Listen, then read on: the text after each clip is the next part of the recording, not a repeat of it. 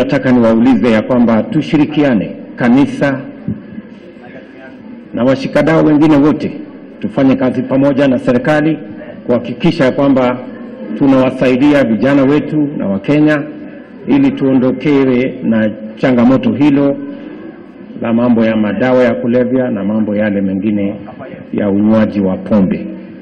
Na pia muwaombee wale tunashindana na wao, kwa sababu nimesikia juzi wakisema ya kwamba watahalalisha pombe ya chang'aa na pusaa iwe inatumiwa kiholela katika taifa letu la Kenya.